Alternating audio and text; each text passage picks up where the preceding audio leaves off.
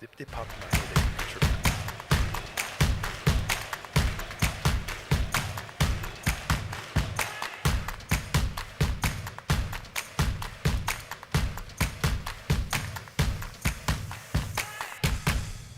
Well, praise the Lord, everybody. Welcome to On Point, the number one Saturday morning Christian-based call-in talk show in America, live every Saturday morning from 9 a.m. to 10 a.m. Eastern Standard Time on any smart device at David G. Evans, the number one. David G. Evans, numeral one.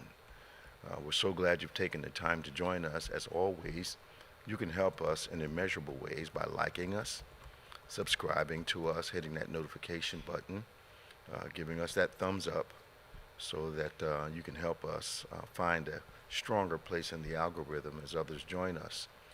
So glad to have our LinkedIn audience with us once again, and those of you who are normal participators from Florida and Louisiana and Texas and California and Oklahoma, all over the country.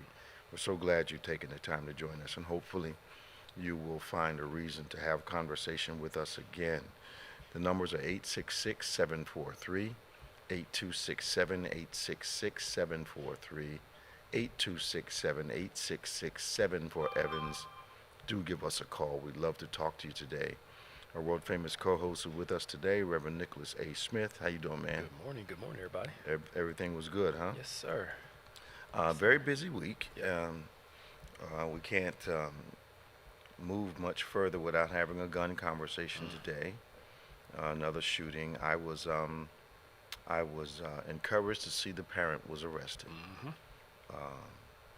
And then when the details of the gun purchase came out, I don't know how irresponsible you can get or what kind of denial you're in when your child is clearly showing signs that something's not quite right. Your child is saying that they want to do violent acts, and your response is to buy the child an automatic weapon? To the point that the FBI has to come down there and do an interview. And there's something... Look, I get the South, gun culture, and kids. Yeah. My people from the South, so you learn to shoot early in life. Right. Hunting, Right. stuff like that. But he wasn't talking But about not like this. This is something different. Yeah. This is... Yeah. You create... The boy had to tape the video of himself shooting a deer, was super excited about it, and just... Not like hunting excited, just diabolical. Is it possible that the son was mimicking the father's strangeness, and since the father never got any trouble that was worth reporting, he figured, well, he's just being a kid. But clearly, something's wrong in the household. Clearly, the boy was let down by his parents. But clearly, I mean, I thought it was appropriate that the father got arrested. Yeah. You basically allowed for... You get... First off, I don't think adults should have AR-15, let alone a child. Why? Have one. Why? It's a combat weapon. Right. Somebody called before and said in the military, they couldn't even walk around with them. They had to you're put not them allowed. away. You got to put them away. Take them out when you need them. Yes. And I don't understand why civilians need to have those type of weapons in the first place. Well, I remember when there were one or two incidents at military bases, and one of the delays in the response was that the guys had to go and get the automatic weapons. You just don't walk around with them because they're for combat. But you've got civilians walking around, you know, and kind of thinking they're a big deal. I got this gun, I feel powerful. And I had a conversation with a guy years ago who I knew was not a tough individual. But, matter of fact, I know a couple of them. But they were posturing, you know, and what they said, they even joined the police force to give them a sense of masculinity, authority, and machoism. Go ahead, keep talking. Okay. So, but you know what's interesting to me Hello. is that Yes. This firearm thing, which is crazy to me, is I remember that one time they did the gun buyback and the gun bring back. People had flamethrowers. People had all these automatic rifles, all these things that people don't need. And one of the things I'm tired of hearing is that people say that we have a heart problem, not necessarily a gun problem. The challenge is if we have a heart problem, all these things that are available to us, people can use them for good or use them for bad. We don't believe that guns should be, all guns should be taken away. We believe in responsible gun ownership. And if the issue is somebody's heart, that means everybody can't be trusted with particular items. So the premise is, from us, we've been saying for years, we are pro-gun. You should be allowed to own a gun to protect your family, people that go hunting, whatever. But there needs to be some common sense gun laws put in place as it relates to who can own guns, the type of guns that are owned, because people can't be trusted with it. But what we see is a continuous cycle over and over again of these tragic events happening and individuals, just simply saying, well, we're going to think about it, we're going to pray about it, but never doing what's necessary to help the situation out.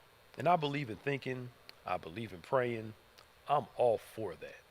The problem is, again, is if that's all we're going to do, we're going to continue this same cycle over and over and over again. And parents, understandably afraid to send their kids to school every day because you just never know if you're going to get that phone call from your child while they're in school of something going down. So for us, the heart problem is there, which means we need to be able to remove certain things for people with a bad heart. I still remember the gentleman who, it was a couple years ago, he did the shooting at that church in Texas. And he got kicked out of the military. And I remember the military said he wasn't of the mindset to be in the military, to have a gun. But as a civilian, he can own one legally. And then we saw what happened. Again, going back to the challenge, if the military will not allow this person to have a gun, why should they as a civilian? So there has to be some common sense gun laws. And as long as we keep everything open to everybody, like everything is just fine, like nothing's going to happen, we're going to continue to see these things, continue with that phrase, thoughts and prayers, with no action. Because again, yes, the issue may be the heart, but because the issue is the heart, maybe we need to be careful what people own. So sorry. Has common sense gun laws become an oxymoron? Yes, I believe so. Okay. So, for instance, because if kids dying is not enough, and obviously it's not, going all the way back to Sandy Hook, if kids losing their lives, and the numbers that they're losing, people being shot at festivals, and politicians getting shot at photo opportunities and at softball games, if that is not enough, perhaps we've underestimated the strength and the addiction to gun money coming in from the lobbyists. Perhaps perhaps our context of analysis is so far from their context of the benefit that they get that we're not able to even enter an arena of common sense. So that means somebody said in history, where there is no conscience, there must be laws. Problem is, the guys that are benefiting from the gun lobbyists and the manufacturers, their desire for the support has eliminated their humanity as it relates to human beings. I heard Vance say I'm paraphrasing, it's just a part of our lives now. Yeah. Well, no. No, it shouldn't be normal. But I tell you what, I was on a board at a college, and I just started working on the board, and I was in the student affairs. I was head of that committee. So I'm the guy head of the committee that directly impacts the kids at the school. So we're having conversations about food and heat in dorms and that kind of thing. And they were saying, well, let's table that until, now we were in the middle of one of the coldest winters at the time, but let's table the conversation about the heat until the spring. Let's table a conversation about the quality of the food until time for contract around. So I'm sitting there listening to this conversation. I let everybody air out what they wanted to air out, and I'm a new guy.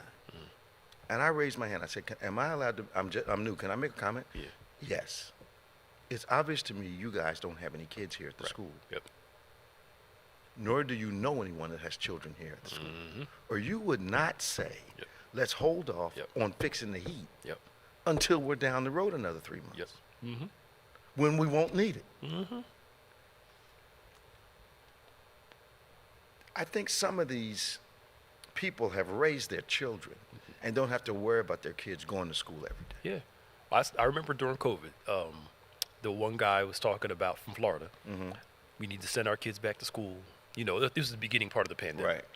And then the interviewer asked him, well, are your grandkids in school? He said, well, no, they're homeschooled. So they were keeping his kids, grandkids, I believe, home. Yep. But wanted to send everybody back else's during the height. The heck with yours. Right. Let them all just. Now, if his had been going, mindset might have been different. Yep. But I saw parents have to make bad and tough decisions between working and not working, and had to send their kids back into those hot COVID environments. Now that's a different, different logic, different mindset. But then nationally, that hurt the recovery or diminish our ability to get through the height of the thing because kids were bringing it home to the parents were losing work. I mean, it was just silly. And then I heard this big discussion about, the country did the wrong thing, shutting down businesses for a while so this thing wouldn't kill more people. Yeah. So I'm thinking, okay, it's the same money motivation business people had, churchmen had, that these politicians have. They will not protect your kids. Yep. So what has to happen? You got to either elect different politicians and make sure a caring kind of legislation is put in place. Yep. Because I think tougher, application processes are good, but that's not the end all to this thing. No, not at all. Not at all. Why does a civilian need a weapon they used in the Vietnam jungles to fight? Yeah, you don't. But some states, this is crazy. Okay. You have to wait until you're 21 to get a handgun, but you can own a shotgun at 18. Shotgun does more damage. I know, but they qualify under the hunting thing. So it's harder to get a handgun than it is to get a shotgun with some rules in certain states. I know, it's just crazy. It is. And they asked like Brian Kemp, the governor of Atlanta, Georgia, about, what happened, his thoughts. People were like, we need to work on this gun stuff. Now's not the time to work on gun control. Why we need thoughts not? and prayers. Thank you. We need to focus on praying for these people. Now's not the time. You haven't worked on it in the past. Yeah. When will be the time? They're not. Is there like a number in your head that says, okay, 6,000 is where we want to get before we do anything? Yeah.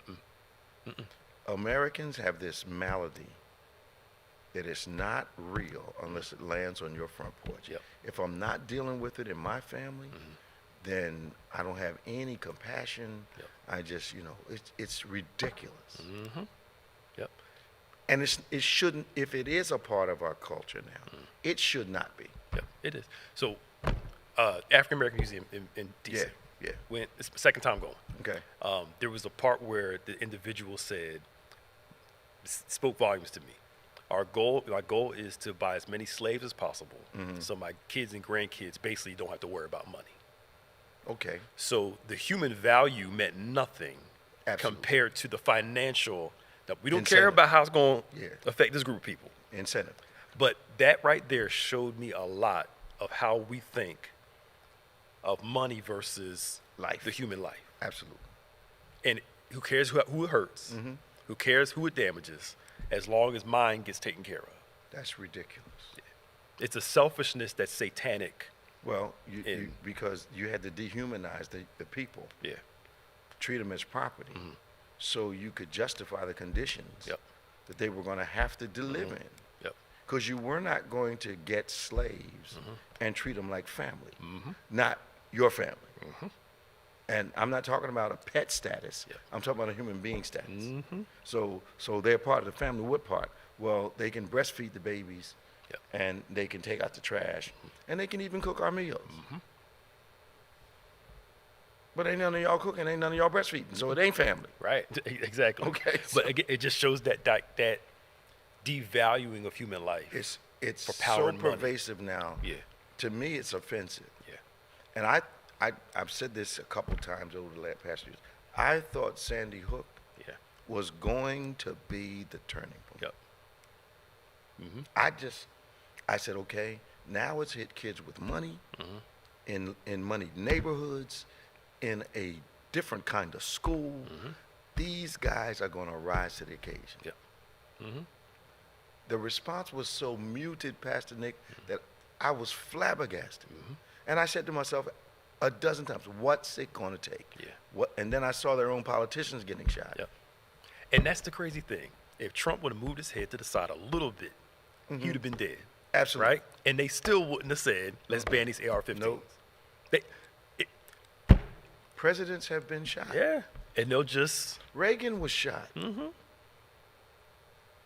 just keep going. It makes no sense. We got Robin from Bear, Delaware on line 1. We've got Danny from Lauderhill, Florida on line 6. Someone is occupying line 4. We don't know the name yet, but we have 2 lines open. You can give us a call, 866-743-8267, 866-743-8267, 866-744 Evans. Please give us a call.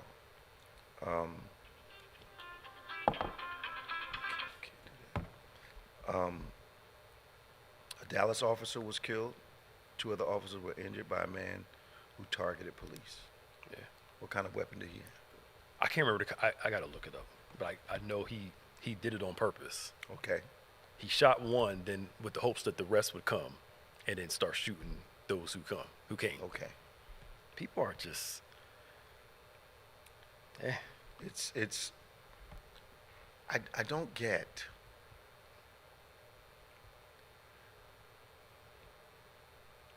I wonder what his motivation was for attacking. Was it just a rebellion against authority? yeah. It doesn't say. I think did he kill him? I don't get it.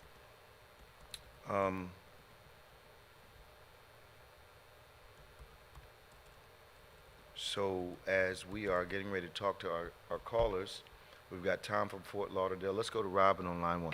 Hey, Robin, how you doing? Good morning, Bishop, Pastor Nick. How y'all doing Hi. this morning? Okay. How you doing today? I'm good. What's your comment this morning? I'm really good. I just have really just one, and I have a question for you and Pastor Nick. But I just wanted to give an update on the information that I gave maybe a couple of weeks ago regarding the data breach. Okay. Well, it's not from Social Security. A lot of people have been calling Social Security, and Social Security says it's a scam, but it's from the National Public Data company that does background checks, the 2.9 million data breach. The 2.9 million people's information that was stolen. So it's not coming from Social Security. Okay. It's coming from the National Public Data company. And what is the National Public Data Company? It's the company. If you, I think I sent it to Pastor Nick. If you read it, It's in CNN News, USA Today as well. And it's the company that, when you applying for a job and they do a background check, well, it's from the company that has all of our information that does the background check. Okay, so like if you apply for a job and the job requires a background check by the state police, they go to this agency. They don't actually do the background check themselves. Right. Yeah. Now, are they one of the largest? Because that's only 2.9 million. A billion. I'm not even sure. 2.9 billion. Billion. Okay, 2.9 billion. Pastor Nick corrected me. Yeah, Okay, so and this is nobody's fault. I'll talk about this once you're done, Robin. What's your other comment? Okay, you're talking about the gun issue. I don't understand how, if the military can't use those guns, how can the law be okay for people to be, the civil? That's a great point, Robin. Yeah. Yeah. They're not allowed to carry them. No. They're not allowed to carry them on the base, much less the street. Yes. But regular folk can carry them in. That's stupid. Like, who needs a flamethrower? Nobody. You can legally own flamethrowers, and people have them. For what reason? For what? What are you doing with them? Barbecue? I mean, just... You barbecue? But I did see somebody when it was snowing. He took his flamethrower out on his... that's how he... Melt the ice. He melt the ice. Melt the ice. But at the same time, do you really need... a civilian, a person... No. Need that? A flamethrower. Right. But... Yeah, but this is the question I have for you and Pastor Wait a Nick. minute, you said two things. Now you done eased up on a third. Thing, and I just hope I can answer wait a minute. You said two things. Now you eased up on a third thing. What's? But I'm sorry, Bishop. No, you're not. Go ahead. Okay. You're not sorry, but go ahead. Right, when you and Pastor Nick accepted Christ, and he chose, because y'all are chosen, you called and chosen. How did y'all get so anointing and able to teach us the way that y'all teach us? What was it that God did with you two for y'all to be the type of pastors, teachers that you are, and especially the love that you share and show to us? I believe, it's funny you're having this conversation because one of our Connections members called me and had asked us for a recommendation for a church. And I gave her the recommendation. And she recently called back and said she owed me an apology. And I said, why? She said, you have been teaching me for a while. I asked basically for a church. And in her mind, I'm summarizing everything. I was asking for another teacher. So she said she went to the church that I recommended, and she said it was scholarly, but there was no heart. Okay. She said when you and Pastor Nick are teaching us, we can feel your heart in what you're not giving us an oration, or I'm summarizing now. You're not giving us the intellect only of it. She said, because you guys are real smart. But she said, you're also giving us the heart of it. And she said, I apologize because I didn't want to offend you. I said, well, I wasn't offended because I think you need to be in a local church. And then she started talking about worship. And she had the same analysis, talking about Pastor Bush. And she said, you can feel his heart, in it. And I'm like, Robin, what happens is, I think most of us start out with a heart for the people. But I do believe to have a heart for the people once you're called, it's like a work ethic. You have to bring a heart to the call. Now, I'm sure there's been some transformations, but we're speaking generalizations now. I believe that if you care for people and you're compassionate for people and God calls you to the ministry, those are part of the reasons that he's called you. And it means you come in with a relational mindset.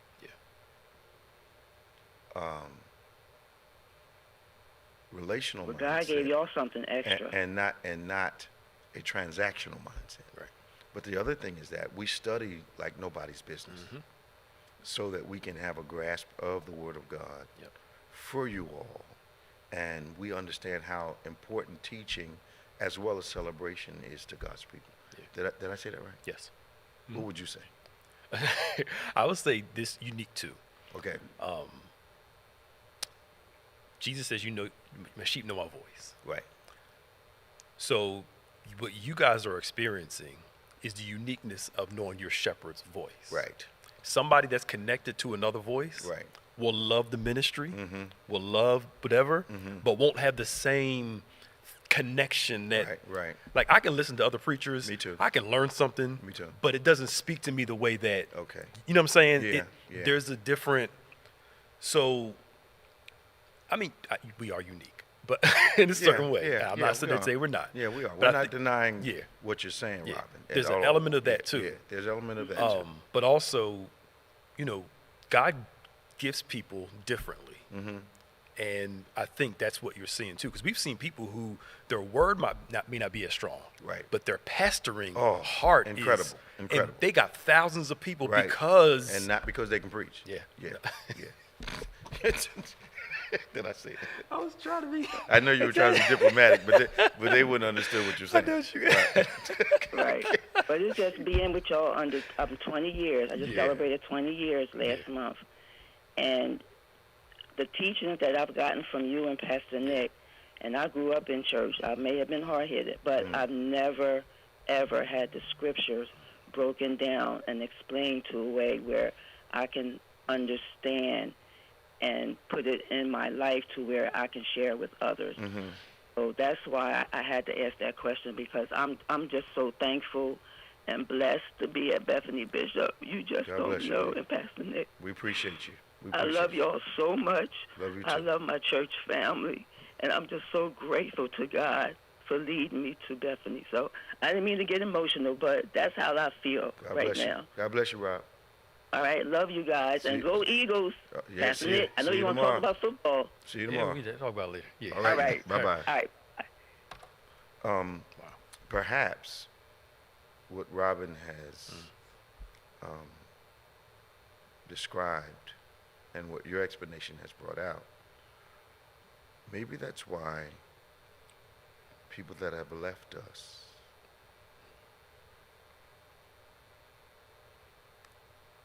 didn't think they were going to miss the heart. And that has kept them moving and frustrating and backing away when, like the prodigal, at one time you have to make up your mind. You know what? Something I said to Anthony yesterday, Bishop Anthony, I said, the harvest of the Father's words don't appear until the seeds of the Father's words don't appear until they're in the ground of rebellion. And when that harvest appears in the place of rebellion, then the words and the heart of the Father becomes important again. It's so funny you bring that up. I talked to a couple people about this. Okay. Oh, that word wasn't for me. That word wasn't for me. Wait some time. Yeah. A couple months later, well, I don't know what's going on. Remember when Bishop preached on X, Y, and Z 3-4 months ago? You thought it wasn't for you. Yep. It wasn't speaking to your present, but it was. Future. And you're starting to see now. Yeah. Your answer was there. Yeah. They had the answer. Gave it to them ahead of time. I know. Just They don't understand the prophetic quality Yep. of biblical teaching and preaching.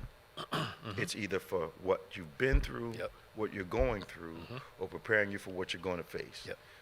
But I never I've been saved since 1976. I've never said to myself, and I've heard thousands of sermons, that was not for me. Yep. It's going to be for you sometime. God doesn't do things haphazardly. Yep. The teacher always teaches before the test, as they say. We have to move our ego out of the way Yeah. and be open to what God is saying when we're being taught, when we're in service, Because God, if he's the same yesterday, today, and forevermore, he's trying to prepare you for one of those time contexts. Yeah. Yeah. It's so simple. And it's going to come. You know, why is God? Not, I didn't need that. Yeah. Why is God saying this to me today? Yes. Yes. And why am I being shown in the Bible this today? Yep. Because maybe we're escaping from our history. Yeah. And we're not realists about where we are. Because both of them will give you an indication of where you're going. Absolutely. Absolutely. Okay. Absolutely. All right. We got some more people. We got Danny on line 6. We've got Tom from Fort Lauderdale on line 4. We got Valerie McCoy from Philly. No, she didn't. And we're gonna get to her in a minute. Let's go. Let's go to Danny. Hey, Danny, how you doing? Bishop, how you doing, Pastor Hey, Nick? Danny. Man, we're working. We're working on the building today, man. We're working. Yes. I was gonna go in one direction with something, but Robin kind of got me all stirred up there, and what she was saying, and it's this, and I have to go ahead and compliment the fact that you and Pastor Nick are a dynamic combination, and God has put you together. Yeah. And something that I learned when I was a kid, and I always wanted to be a cowboy because they always had movies and that. Me too, man. Me too. And the horses are thing. I still watch The Rifleman. Yeah. Now there's a difference, and you got once this is from my grandmother. There's a difference between a cowboy and a shepherd. Okay. Yes. Absolutely. Okay, a cowboy drives. Whips. Yep. Okay, and the animals run away from them. A shepherd leads and guides Absolutely. and takes care of them. And the difference is that what you have with the two of you is that you know that you are not the owners, you are stewards. That's right. And you take care of the flock. To the best of our ability. Yep. Yes, and that you're accountable. And you really have a way of, you can tell that some study went into what you're talking about. And I'm like the people when they heard Jesus talk, man, what a word. I read it. But, did you happen to catch Pastor Nick when he did the August communion? Yes. Off the chain, wasn't it? Ever since the time I heard that, I have to compliment it each and every time because it was heartfelt. Yeah. Behold, I stand. Yeah. And knock. Yeah. And I thought about that. He's on the outside. I need to go ahead and I say that I haven't, but I need to open the door a little bit wider. Yeah. I hear you, Daddy. I hear you. Yeah. Can I throw something in there, though? Go ahead. But, I had to go ahead and Go ahead, man. open the door a little bit You wider. sound like he's... Yeah, you moving away from your device, man. You're echoing. Oh, okay. I'll say this real quick, though. A heart for the people shouldn't be just a pastoral thing. No. If you're like Christ, Yep. now I get our pastor heart's different than a regular Yeah, heart. but Christians ought to have. Yeah. I'm just saying. Yeah. A heart for people should be a Yeah. normal thing among Christians. A heart that sheds his love abroad Yes. is what it says. Yes. That's all Christian. And like you said, a safe place. Yes, sir.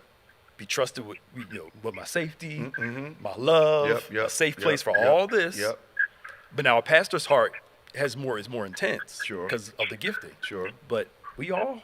Yeah, we all have to have the heart of Christ as well as the mind of Christ. Yeah. Yeah. How's my sister doing, man? Blessed and highly favored.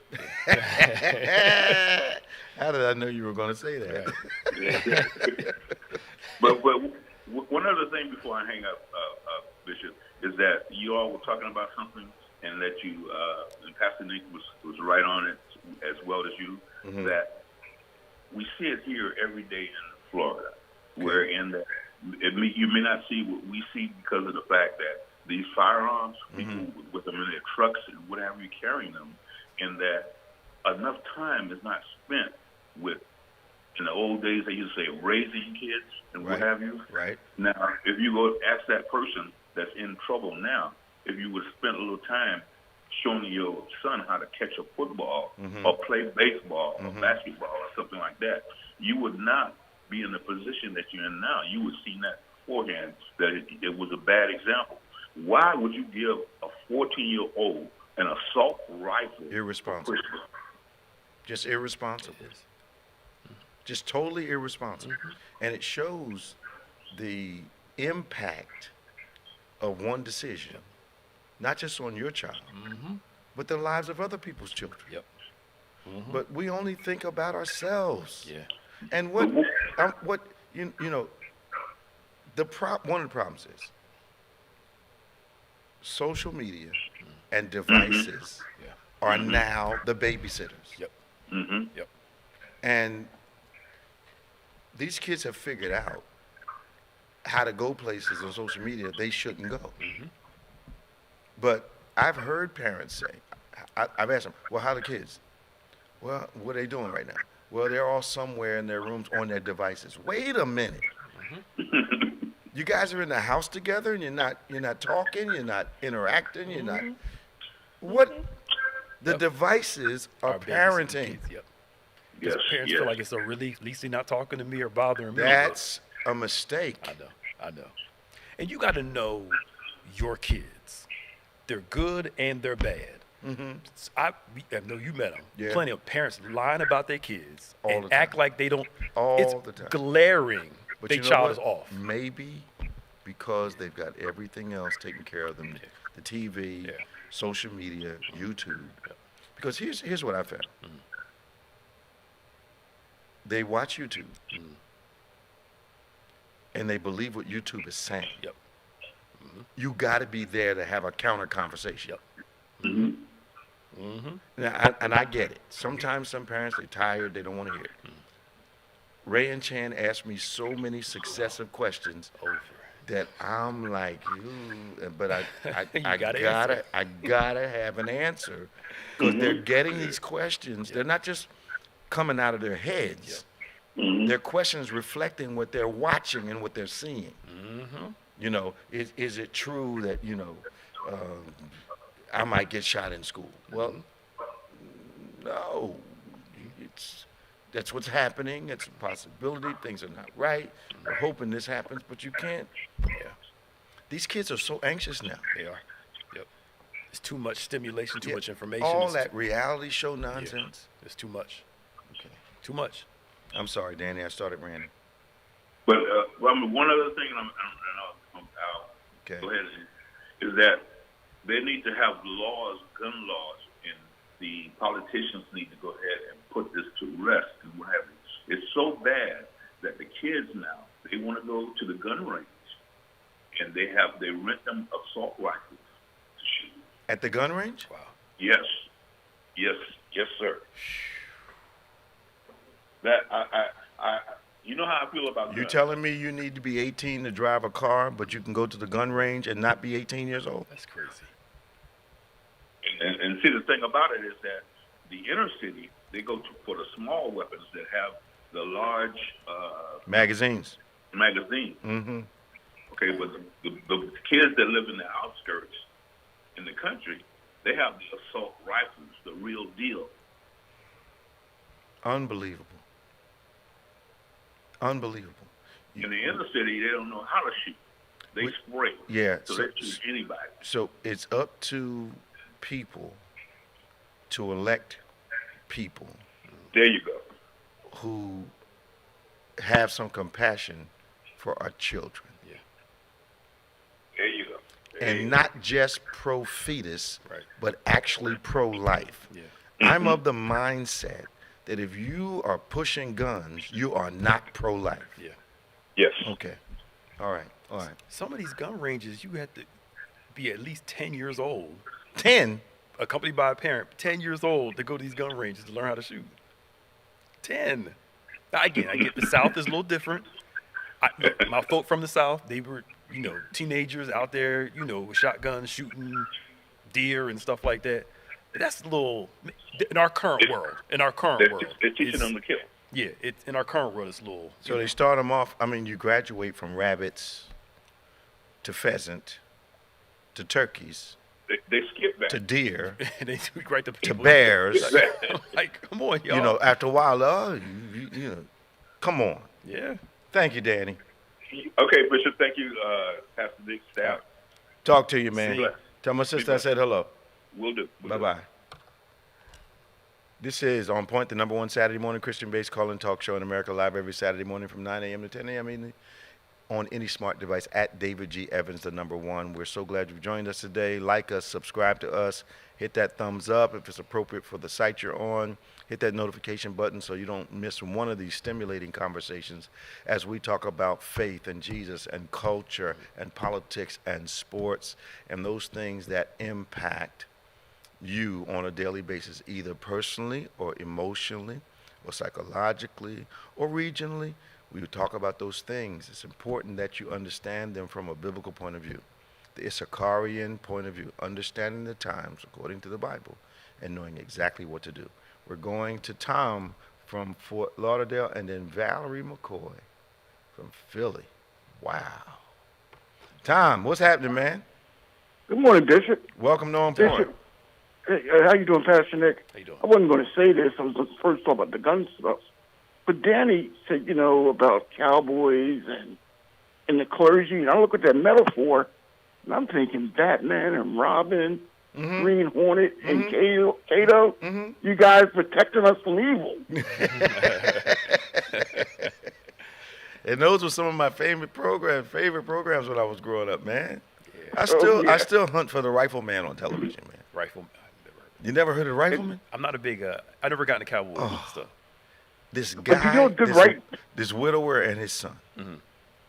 Man, that thing is good. It's called the Rifleman. The Rifleman. Okay. And Chuck it's Connors. the writing. Yeah, man, the Good writing, writing was man. great. Sam Peckinpah was one of the people that, he was known for all the Wild Bunch and all this. Okay. But the Rifleman is classic. But the relationship between the father and the son is phenomenal. Okay. He's a farmer, got the whole thing going on. The stories are good, the dialogue's good. Okay. And he's known to do with a rifle that people do with a 6-gun. Okay. And I love the episodes when somebody either steals that boy. And you gotta come get him. Oh, I've been saying the same thing for 20 years. Bad career move, Doc. Bad career move. Because Chuck Connors is coming. Rifleman. You'll love it. The father-son thing dynamic is just. Okay. I'm sorry, Tom. Go ahead, man. No. I went nostalgic for a minute there. I think one of the problems with the gun law is it was written a long time ago. The Second Amendment was put into in the 1800s when they had muskets. Okay. And we have to forget that an AR-15 ain't no musket. It sure is. And the reasoning behind that law was in case somebody was trying to overthrow the government. Okay. You're not going to do it today. Not today. These tanks are going to. We have to forget that whole Second Amendment anchor they got going on is irrational. No. Correct. It's beyond that. And something else happened to me years ago, Bishop. It bothered me off and on. We talk about the South. Yeah. Man, my grandparents had loaded guns. Okay. Oh, I don't know that. I'm a kid. I'm 12 years old. Okay. My grandfather hands me his loaded gun. Why? We're down south there, all loaded.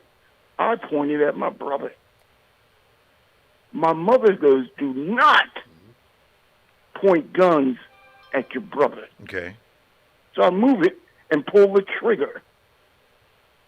That round went through the wall, through the neighbor's couch. No. Out the other, yes. Bishop, that bothered me for a long time. I was a kid. And, if my mother didn't say that, I probably would have blew my brother away. My goodness. That's the.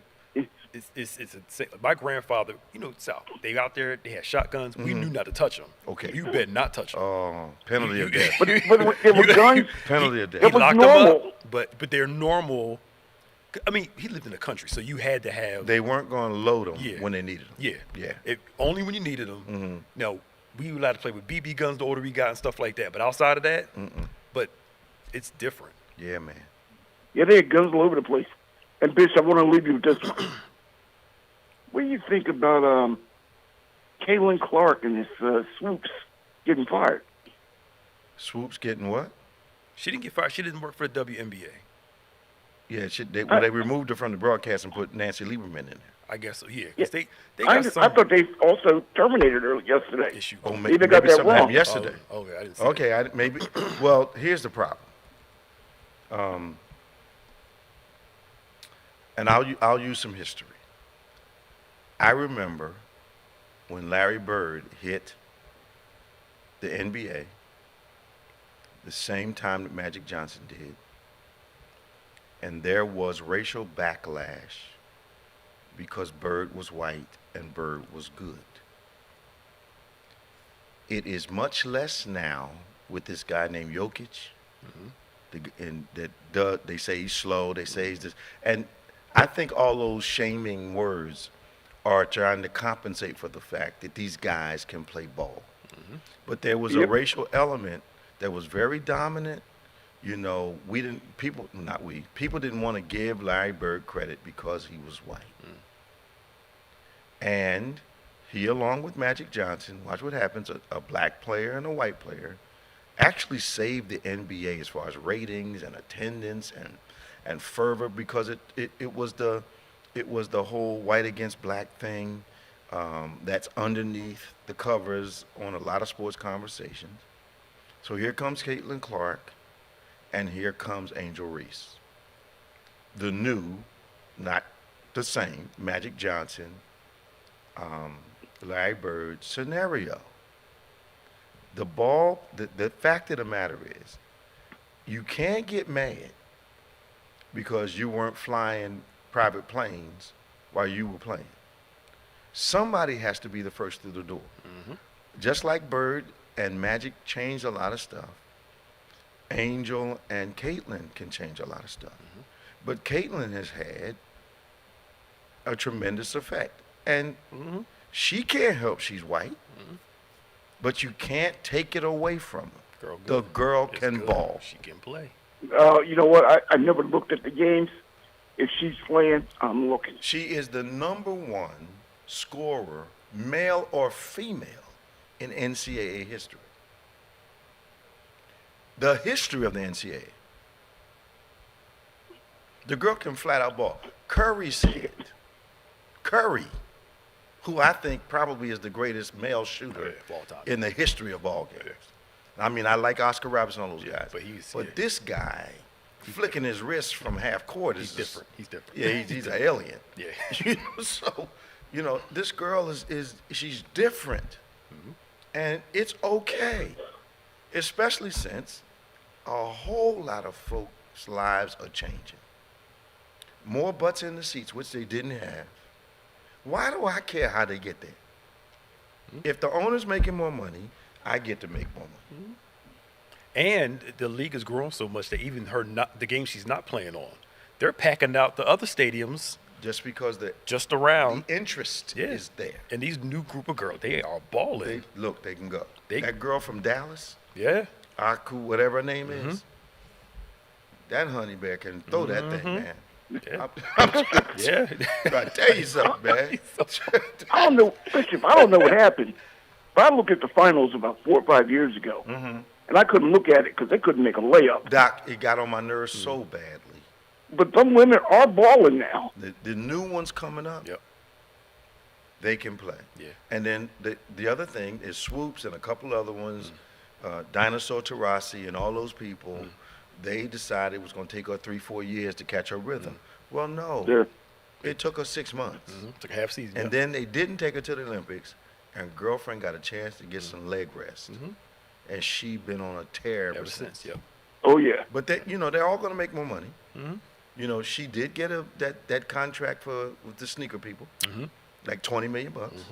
All right, but they were mad at Michael Jordan when he got his first pick. And his sneaker deal set the motion for everybody else's sneaker deal. They all just like Tiger Woods raised the ocean. Every boat went up, and the white guys that I know had a problem with the fact that it was going to take Tiger to do it until they realized, okay, we're all about to get paid. Yep. Then everybody shut up all that nonsense. But they didn't like Tiger when he first came in. You know, when the Williams sisters hit tennis, it was Venus that got them equal pay at Wimbledon. And got a shoe deal, I think, too. Yes. Out there. Then they stopped talking about the black girls. Yep. Then they started splitting them up so one of them could get defeated on the way up, hopefully. But people sit back and look at somebody has to change the dynamic. And you don't and get to choose who that is. You just said a key one. With tennis, equal pay for equal performance. That's right. Became obvious in that scenario. Yep. All day long. Yep. Hey, Bishop, that was it for me. But all right, man. I'm just thinking about Batman and Robin. I'm gonna go home and think about that all day now. All right, man. Talk to you now. Y'all take care. Bye bye. Our last caller of the day, Valerie. Yo, Val. Hi. How you doing? I am wonderful. How are you? We're doing blessed and highly favored. All that religious language. We're doing wonderful. Your thing popped up on my Facebook. I was looking at some family pictures, and it came up and said, Bishop Evans is live. And I said, well, let me go over here and see this real quick. And then I saw the number at the bottom, and you said you had 2 people on the phone. I said, no, he's about to have 3 people on the phone. How's everybody doing? Everybody is wonderful. I actually was with Reverend Alex James and Marty just a few weeks ago. Really? Yes, and we were talking about possibly coming over to visit you because I told them, I said, I haven't seen him since Revelation. Right. I have not seen you. I haven't been to your church. I haven't. It's been so shame, long. Shame.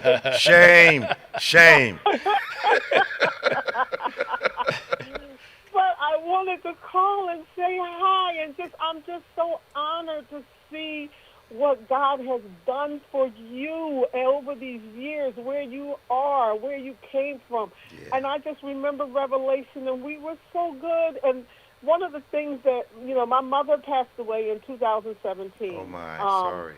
And, well, when my grandmother was the pastor of our church when I was with you. And then when my grandmother passed away, my mom became the pastor. Well, let me ask you a question before we run out of time. I got to ask you a question. Yes. Now, my kids, my grandchildren, we were talking about Revelation yesterday. Oh, wow. And this is amazing. We were talking about Revelation, and I began to tell them the people that we had sung with over time. Oh, my God. Clark Sisters and yes. the Who's Who, and then on the secular side, the Stylistics up at the high school and all that stuff, and how popular the group was. And I thought of Priscilla. Have you heard anything about Priscilla? I have not. Wasn't she a super soprano? Yes. Absolutely. Oh. Absolutely. Yes. Oh, she was a super soprano. Yes. It was crazy. I think she was ahead of her time. Oh, my goodness. Of course she was. So I talked to Alex occasionally. I talked to Mac occasionally. Uh-huh. They told me because they were like, we have to get together and go over there. They was like, how have you not been? I said, Because ain't none of y'all saved. Ain't none of y'all saved. Well, here's the deal. When my mom became pastor, everybody's like, "Oh, you have to braise up in this." But I was so rebellious at the time because Who you, Val?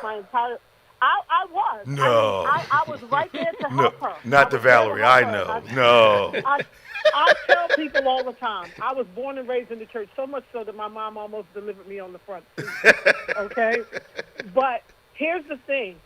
It was so much church that I was just sick of it. Okay. And so I got to the point where I was there for her because she needed help, so I was right by her side. So I was in church, but church wasn't in me. Okay. And to be totally honest with you, I didn't even seek the Lord the way that I should have until my mother passed away. I hear you. And so it was 2017, 2018 when it hit me that God had allowed me to be here and do everything that I wanted to do, and that it was time for me to be His and only His. And so that's where I am in life now. I hear your That's where I am. I was in a band for 30-some years, and I sang all over the place. I was on stages with people. I was doing Aretha Franklin and Patti LaBelle and Gladys Knight. I did all of that stuff. Yeah. And now people are like, oh, why don't you stop singing in the band? You could do both. I was like, no, you don't understand. I did that for a long time. But it's time for me to this voice only gets lifted when it's being lifted for Christ. My children asked me yesterday, why don't you all get back together? I said, so why don't you all have a reunion? Because I don't think people know. I mean, we were singing 7-part harmony at the time. Oh, we were killing it, and I brought up my mom because when we did the Uptown, and we did I did that song that Tremaine Hawkins used to do. Yeah. And my mother talked about that for the rest of her life. We could sing anybody. Clark Sisters, it didn't matter. It didn't matter. And the harmony was perfect. Matter. Val, we gotta go, girl. You gotta come see me. Oh, I will. I promise. I will. Now your word is out now. I know it is. All right. I said it live. God heard what you said. I promise you. Give everybody a hug for me. Make it over there. Okay. give everybody a hug for me. I sure will. All right. Talk to you soon now. All righty. Bye-bye. That was Valerie McCoy. Used to sing with us in the Revelation Choral Ensemble. Revelation Choral. Okay. Yeah. It's a community group. It was, we were from different churches. Okay. And the harmony was no less than 5 parts, usually 7. Okay. So it made us sound huge, and we were all strong voices. And Mac was our musician, and Pastor Alex was our baritone. And it was crazy. It's crazy. Okay. Well, we come up on the end of another program. We are so honored that you took the time to join us. Tomorrow, of course, we have our 8 a.m. virtual service. 11 o'clock is our live service. Now, many of you have decided that you're going to be a part, you're not a part of our church, but you may have decided to be a part of our mission to Malawi. We'll be praying for those people tomorrow. So you want to make sure that you at least are streaming, or maybe come on over and share with us as we pray for those that are going to participate in our mission to Malawi. We're going to sponsor children and families and impact the Mbonchera area in Malawi like it's never been impacted before. We've got a tremendous partnership with World Vision, the United Nations, and UNICEF, and our Harvest Fellowship of Churches. So you can get some more information about the mission to Malawi on our website. What is it, BBC of NJ? No. Yeah, it's on our website now. Oh, the link to the new one is? Yeah, okay, good. Yeah. Okay, it will be said there, yeah. At BBC of NJ. We want you to come out and see us tomorrow. We're having a tremendous time. We're in a series on the Holy Ghost called The Difference Maker. You want to be a part. We're learning a lot about the Holy Spirit and experiencing Him at the same time. For Pastor Nicholas Smith, I'm Bishop David G. Evans. Remember, faith acts like a thing is so.